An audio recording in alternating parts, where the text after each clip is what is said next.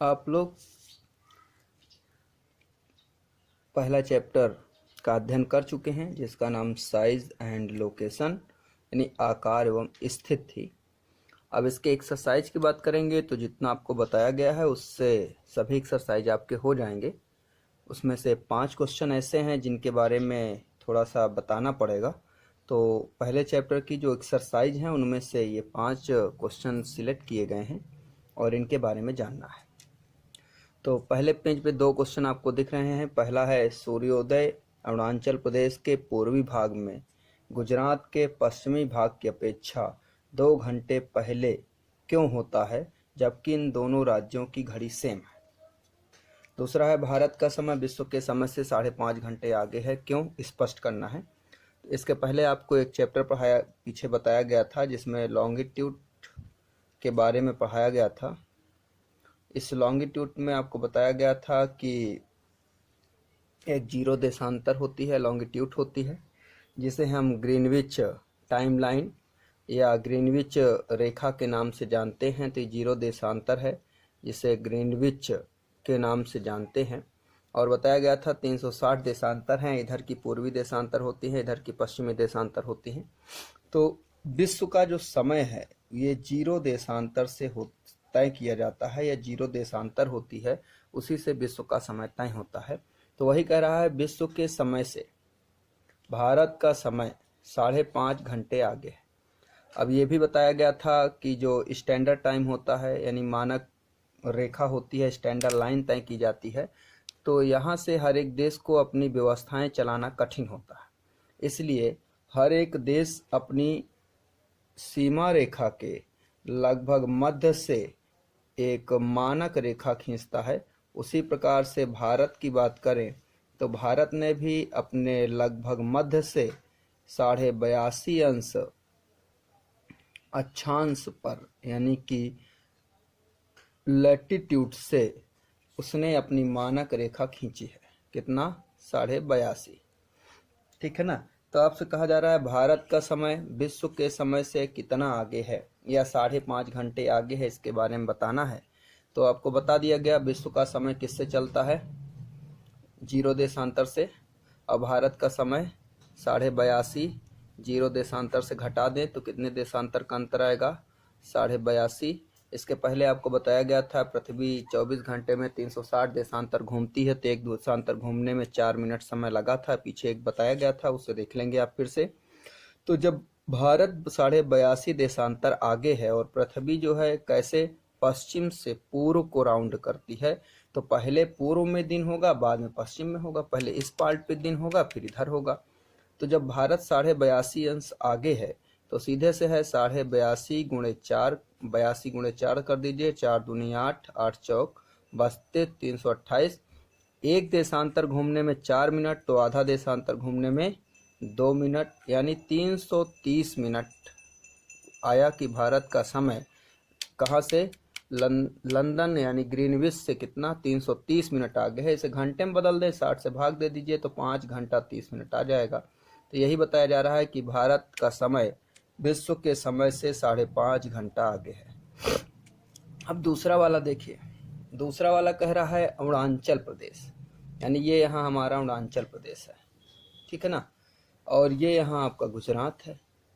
कह रहा है कि अरुणाचल प्रदेश के पूर्वी भाग से यानी इस भाग से और गुजरात का पश्चिमी भाग यानी आपको जो हमने बताया था वांगलू की बूथू और इधर सरक्रिक, इन दोनों स्थानों में कहा जा रहा है कि कितना, 2 घंटे का अंतर है। यानी कि अरुणाचल प्रदेश के पूर्वी भाग में गुजरात के पश्चिमी भाग की अपेक्षा 2 घंटे पहले दिन होता है, यानी कि वहाँ पर जो है सूर्योदय 2 घंटे पहले हो जाता है। कैसे? जबकि दोनों राज्यों की घड़ी एक ही समय दर्शाती है। तो भारत का समय तो कहाँ से चलेगा, 82.5 से। भारत का समय तो यहीं से चलेगा ना। अब यहाँ से यहाँ में इधर अगर कहें तो भारत के टाइम से 1 घंटे का डिफरेंट माना जाएगा, इधर भी 1 घंटे का डिफरेंट होगा, टोटल 2 घंटे होगा। कैसे? अगर इसमें देखें तो अरुणाचल प्रदेश का आपको बताया गया था देशांतर कितना है, यहाँ से बताया गया था 36 अंश 7 मिनट से 68 अंश 7 मिनट से 97 अंश 25 मिनट। तो सीधे आप करिए 97 माइनस 68, इसमें से घटा दीजिए, यहाँ कितना आएगा, तो इसमें आप कर दीजिए 17, 17 में से 8 गए 9, और ये हो गया 8, 29, ये इसको छोड़ देते हैं, 29 इंटू 4, ठीक है ना, 9 चौको 36, 3 और 4 दूनी 8, 9 10 11, 116, 4 मिनट का अंतर है, ये 7 है, ये 25 है, वही ये जो 29 आया है इसको 30 मान लेते हैं, 30 से कर देंगे तो 4 3 12, 120, 60 से भाग दे देंगे तो 6 दूनी 12, 2 घंटे आ जाता है। यहाँ से यहाँ के समय में 2 घंटे, क्योंकि बताए पृथ्वी जो है पश्चिम से पूर्व को घूमती है, तो पहले इधर दिन होगा तो यहाँ भी वही होगा, पहले यहाँ सूर्य की किरणें निकलेंगी, उसके 2 घंटे बाद यहाँ निकलेंगी। या कहें कि भारत के टाइम से पूछ ले कि मान लीजिए भारत के टाइम से सुबह 6 बजे दिन निकल रहा है, तो यहाँ के लोग 5 ही बजे दिन आभास कर लेंगे, यहाँ के लोग 7 बजे दिन का आभास करेंगे, यहाँ के लोग 5 बजे ही दिन यहाँ निकल जाएगा और यहाँ 7 बजे दिन निकलेगा। लेकिन आपको बताया जाएगा कि भारत में सूर्योदय कब होता है, 6 बजे होता है, यहाँ से 1 घंटा पहले होगा, यहाँ से 1 घंटे बाद होगा, यहाँ से यहाँ का पूछता है तो यहाँ पर इधर का 1 इधर का 1 यानी 2 घंटे। समझ आ गया ना। तो ये चीज़ें हैं। आपसे पूछा जाए कि मानक रेखा से अरुणाचल प्रदेश में समय का कितना अंतर है, तो 1 घंटे बताना है। मानक रेखा से सरक्रीक में 1 घंटे पीछे बताना है। मानक रेखा से वांगलू में 1 घंटा पहले बताना है। अगर वांगलू से सरक्रीक का पूछ ले तो सीधे सी बात है 2 घंटे का अंतर है, यानी वांगलू में 2 घंटे पहले सूर्योदय होगा। अब आगे है तीसरा क्वेश्चन है, हिंद महासागर के भारत के केंद्रीय स्थिति से इसे किस प्रकार के लाभ प्राप्त होते हैं। तो आपको पिछले बार एक मैप हमने दिखाया था विश्व का, जिसमें हमने केंद्रीय स्थिति आपको समझाया था, तो ये वही मैप है। ये एशिया है, एशिया के केंद्र में भारत स्थित है। तो इस केंद्र में स्थित होने के लाभ जानने हैं। तो मुख्यतः 3 लाभ आप समझिए सीधा सीधा सा। प्राचीन काल से ही भारत व्यापार का काम करता रहा है। तो ये ओशियन है, इंडियन ओशियन है, इधर अरेबियन सी है, इधर बंगाल बे ऑफ बंगाल है। तो पहला कि भारत जो है Africa, Europe, Australia, Indonesia, Japan आदि देशों से सीधे व्यापारिक संबंध स्थापित करता है, यानी किसी भी देश का कोई हस्तक्षेप नहीं है।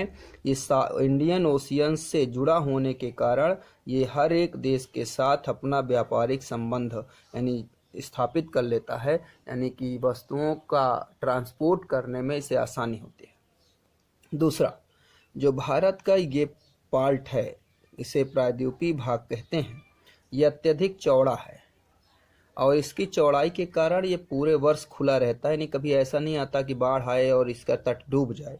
इसलिए भारत अंतर्राष्ट्रीय जो वायुयान हैं उनका एक केंद्र है, यानी कि इंटरनेशनल जो एयरलाइंस है उसका सेंटर है। जैसे मान लीजिए कि किसी को लंदन से ऑस्ट्रेलिया के पर्थ आना हो, तो उसे क्या करना है, पहले लंदन से प्लेन चलेगा जिनेवा, ठीक है ना। जिनेवा से प्लेन जो उड़ेगा वो सीधे मुंबई, मुंबई से चेन्नई और चेन्नई से कहाँ जाएगा, पर्थ जाएगा, ठीक है ना।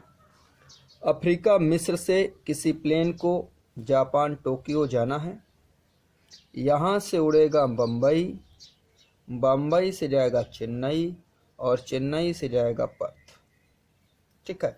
तो ये भारत जो है इंटरनेशनल एयरपोर्ट का सेंटर है, केंद्र है। तो इसी प्रकार से इंटरनेशनल वाटरवे मतलब जो जलयान है, जो जलयान होता है उसका सेंटर है और वायुयान उसका सेंटर है। थर्ड नंबर, अगर यहाँ की बात करें इस स्थान पर, तो ये यहाँ पर रेड सीज था, यहाँ पर मिडलैंड सीज है जिसे भूमध्य सागर कहते हैं। प्राचीन काल में यहाँ पर व्यापार करने का जो रास्ता था वो लोग अफ्रीका को, यहाँ से आते थे भूमध्य सागर से उतर के, इस अफ्रीका से घूमकर यहाँ से होकर भारत आते थे। यही रूट है जो आपको पिछले वर्ष बताया गया होगा, वास्को डी गामा ने जो रूट खोजा था वो यही है कि यहाँ से आए अफ्रीका के दक्षिणी भाग पर, फिर अरब इंडियन ओशियन में प्रवेश करें और भारत पहुँचे। ये रूट बड़ा लंबा था, इसीलिए यहाँ पर जो ये स्थल है, यहीं पर एक नहर बनाई गई जिसका नाम है स्वेज नहर। ठीक है ना, यानी एक कैनल बनाई गई, स्वेज नहर या स्वेज कैनल तैयार की गई। बस याद रखना है ये तैयार कब हुई, तो 1869 ईस्वी में ये ओपन हुई थी। और इसकी प्रॉफिट क्या हुआ कि अब जहाज यहाँ से उतरने के बाद सीधे यहाँ मिडलैंड सीज से रेड सीज पर आता है और रेड सीज से इंडियन ओशियन पर एंट्री कर जाता है, जिससे भारत के यूरोपीय देशों से व्यापार की जो दूरी है वो लगभग 7000 किलोमीटर कम हो गई। 3 पॉइंट आपको बताए गए। पहला सुएज नहर है, दूसरा कर देते हैं इंडियन एयरपोर्ट्स का सेंटर है, और थर्ड नंबर इंटरनेशनल वाटरवे में काम करता है या वाटर मार्ग जो है उसके लिए यह काम करता है।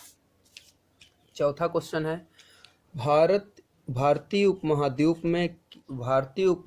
किन किन देशों से मिलकर बनता है। तो महाद्वीप किसे कहते हैं, तो सीधी सी बात है, किसी भी महाद्वीप में पाई जाने वाली जो विभिन्नताएं हैं, जैसे महाद्वीप जिसे कहा जाता है उसकी कुछ विशेषताएं होती हैं।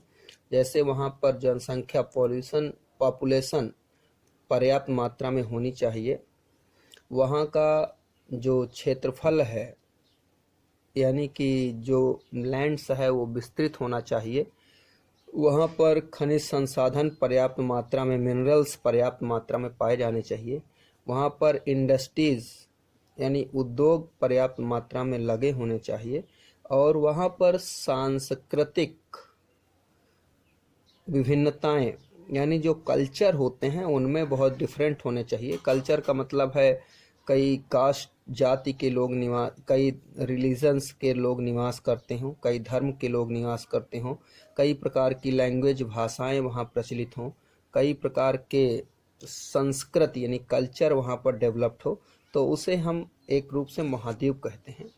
तो भारतीय उपमहाद्वीप की बात करें तो यह सभी विशेषताएं भारत में उपलब्ध हैं, इसलिए भारत को उपमहाद्वीप की संज्ञा दी जाती है। इसे ग्रेसी महोदय ने कहा था कि किसी भी महाद्वीप में पाई जाने वाली जो विशेषताएं हैं वो सभी जो है भारत में पाई जाती हैं, इसलिए भारत को उपमहाद्वीप के नाम से भी जाना जाता है। पूछा गया है भारतीय उपमहाद्वीप किन किन देशों से मिलकर बनता है, तो भारत, पाकिस्तान, नेपाल, भूटान, बांग्लादेश। ठीक है ना, तो मुख्यतः ये कहीं कहीं आपको 2 और मिल जाएंगे, एक श्रीलंका जोड़ देते हैं और मालदीव जोड़ देते हैं, ऐसा जरूरी नहीं है, मिल जाए तो ठीक है। मुख्यतः आपको समझना है कि हमें चीन और अफगानिस्तान को बाहर करना है, बाकी सभी पड़ोसी देशों को शामिल कर लेना है। तो भारत, पाकिस्तान, नेपाल, भूटान, बांग्लादेश, श्रीलंका, मालदीव, इनसे मिलकर भारतीय उपमहाद्वीप बनता है। इसमें अगर देखें तो मुख्य भाग यही हैं, क्योंकि ये एक प्रकार से लैंड है, द्वीप समूह है। अगला है, भारत व श्रीलंका को अलग करने वाली जल संधि है। तो देखिए, इसको ऐसे समझिए, यहाँ श्रीलंका है तो इसे अलग करने वाली जल संधि है जिसे हम पाक जल संधि कहते हैं। ठीक है, अब इसमें इतना ध्यान रखना है कि ये पाक जल संधि है, मतलब ये नहीं समझिए ये पाकिस्तान के बीच की है। पाक जल संधि होती है और यहाँ पर एक मन्नार की खाड़ी है। मन्नार की खाड़ी, आपसे पूछा जाए कि कौन सी खाड़ी अलग करती है, तो मन्नार की खाड़ी है। और कौन सी जल संधि अलग करती है भारत और श्रीलंका को, तो पाक जल संधि है। इसको बस ये इसलिए बताया जाता है क्योंकि पाक जल संधि से आपका दिमाग पाकिस्तान की तरफ चला जाता है, ऐसा ना हो। पाक जल संधि यानी भारत श्रीलंका को अलग करने वाली जल संधि है जिसका नाम पाक जल संधि है। ठीक है, ओके।